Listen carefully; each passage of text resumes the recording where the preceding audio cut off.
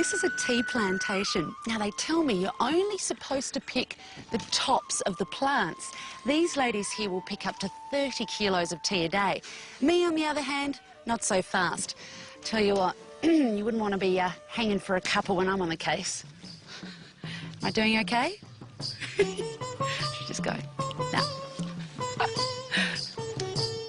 This place is called Nuwara Eliya. It's in Sri Lanka. In the language they speak here, Sinhalese, Sri Lanka means resplendent land.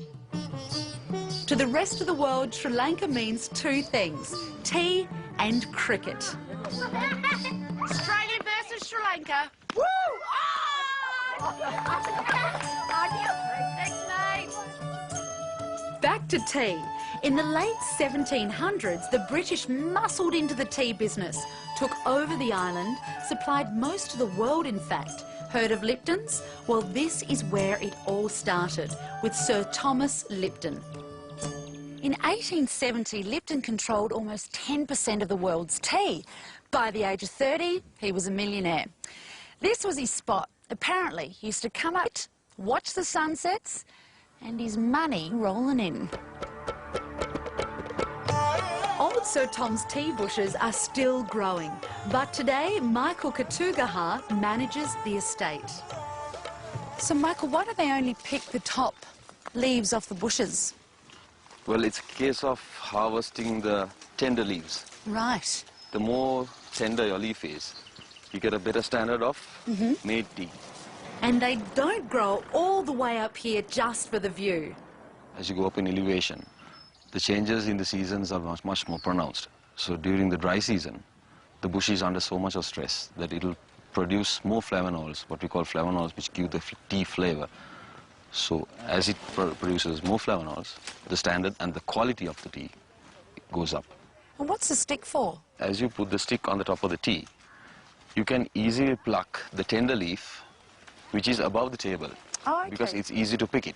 So it measures it out. Yes. It's an So she will indicator. always pluck what is above the tea because it's coming on top of the plucking stick.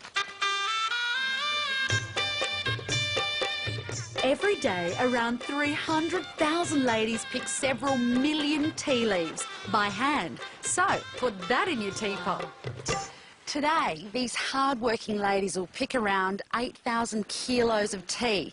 And it's not even picking season. In the picking season, they will pick around 25,000 kilos of tea.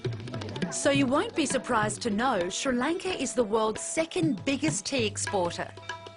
And though Sri Lankans own most of the plantations these days, the vibe here is old school British. The whole town of Nuwara Eliya was designed by an Englishman, Sir Samuel Baker. It was supposed to look just like what they called home. Think of this town as the Sri Lanka, Peppy Grove, or Portsea, darling. For a real time warp, head to the Hill Club. It's seriously exclusive. Not just the oldest, but indeed the only private members club.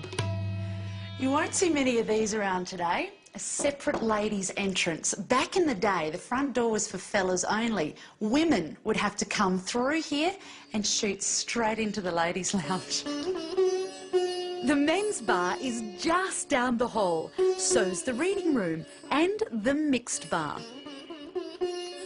Let's give this famous TA taste test, shall we?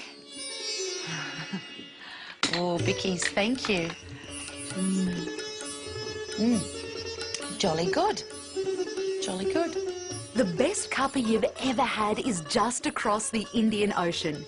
And Cathay Pacific can get you to the Sri Lankan capital, Colombo. Airfares start at $1,378, including taxes. And you can stay at the Hill Club. A double room starts from $73 a night.